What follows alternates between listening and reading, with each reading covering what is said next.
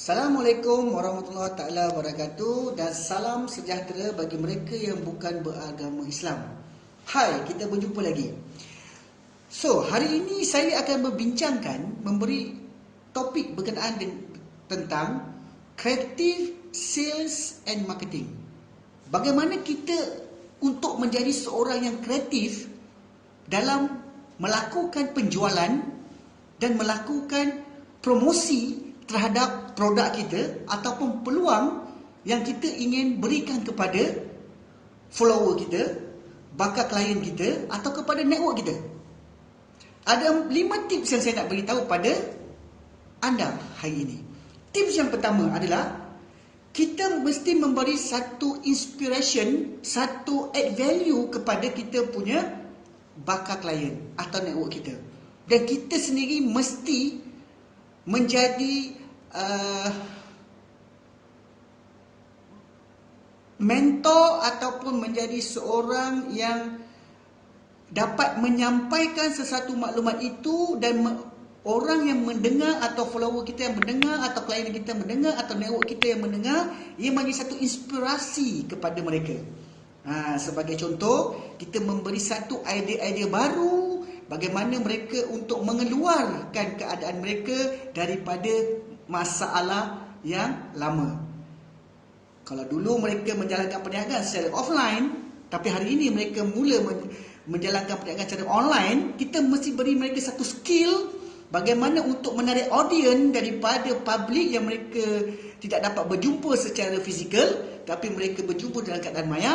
Kita mesti bagi satu idea, new skill, new teknik, new strategi, dan mereka aspire, mereka tertarik, dan akhirnya mereka akan mengikuti dan mereka boleh mendatangkan hasil. Satu contoh kita buat Zoom meeting, supaya kita lebih rapat dan kita dapat berkomunikasi dengan mereka. Itu tip yang pertama. Tip yang kedua, kita harus mencetuskan satu storytelling. Storytelling ni maksud kita menceritakan bagaimana orang-orang yang berjaya. Saya tertarik dengan kehebatan kita punya Tan Sri Ling Gontong, yang membina Genting Highland, yang mana beliau, kalau kita tengok sejarah beliau hanyalah seorang berbangsa Cina yang mungkin tiada pelajaran yang tinggi, tapi hanya mempunyai idea, dan saya dipahamkan untuk dia membina idea tersebut, beliau menggunakan kudrat beliau sendiri dengan hanya sebatang cangkul. Dan akhirnya hari ini kita lihat idea yang dia nampak yang gunung yang tinggi itu boleh menjadi satu tempat untuk ramai orang pergi berehat. Di sini ia menjadi satu tempat destinasi pelancongan yang termasyhur, malah di dunia, di Genting Highland. Dan akhirnya beliau membina empire daripada modal tersebut. Beliau membina empire dengan propertiesnya dan berbagai-bagai.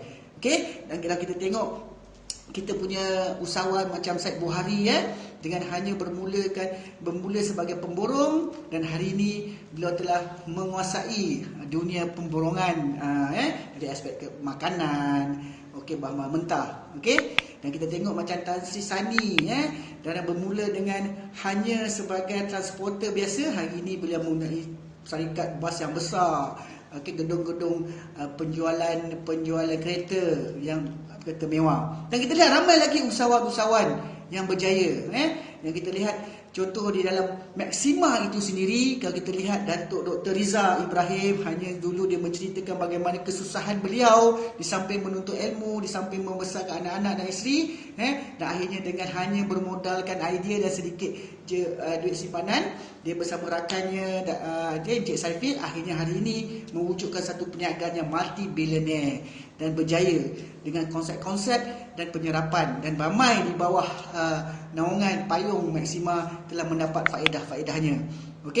Dan kita lihat orang-orang yang dahulunya tiada apa-apa, hari ini telah menjadi somebody. Ini adalah satu storytelling yang harus kita beritahu kepada kita punya network, kita punya follower, supaya ia menjadi satu creativity sales and marketing. Alright? Dan tip yang ketiga, untuk menaikkan semangat mereka supaya lebih berjaya, kita mesti mewujudkan satu new environment. New environment. Okey, contohnya Zoom meeting, kita buat new environment. Mungkin kita boleh buat FB live, kita bercakap seperti mana kita lihat pihak banyak syarikat menggunakan platform FB live, menjemput penceramah-penceramah untuk memberi inovasi, memberi semangat, memberi idea. Okey, dan kita boleh menggunakan grup WhatsApp kita sebagai pembincangan. Kita boleh menggunakan e-commerce digital. Okey, ini ada satu new environment untuk kita berkomunikasi dan terus kita menyampaikan maklumat tentang perniagaan kita. Kita kena wujudkan satu environment yang baru. Okey. Dan kita perlu adakan kontes untuk supaya mereka bersaing antara satu sama lain. Okey, contohnya siapa dapat buat sale lebih, kita akan bagi hadiah. Sesiapa yang dapat buat network banyak, kita akan bagi pergi bercuti. Adalah kontes, okey? Supaya kita kena kreatif dalam kita melakukan sales dan marketing. Dan kita kena bagi reward kepada mereka-mereka yang berjaya melakukan pekerjaan ataupun melakukan kejayaan dalam perniagaan. Reward bukan semata-mata dari segi wang ringgit, mungkin reward daripada segi knowledge. Kita buat satu kelas yang boleh meningkatkan ilmu pengetahuan mereka dan bagi soalan-soalan dan berbincang dengan soalan tersebut, dan mereka dapat jawab, mereka dapat sijil. Di sini adalah reward-reward yang dapat meningkatkan ilmu kita punya network, kita punya follower dan kita punya organisasi. Okey, di sinilah creative sales and marketing ini kita harus menggunakan satu kreativiti yang lain daripada orang yang lain, daripada kompetitor kita. Okey, sebab itu bila kita nampak benda ini semua, InsyaAllah kita punya perniagaan kita akan meningkat dan kita punya kejayaan akan lebih extraordinary. Okey? So dengan sedikit tips yang saya bagi bagaimana untuk mendapat kreatif sales and marketing, okey, dengan 5 tips tersebut bolehlah kita gunakan untuk kita memajukan perniagaan kita dan merelitikan impian kita. Okey? Assalamualaikum, dan kita akan berjumpa lagi di next video saya. Saya sayang anda semua. Bye bye.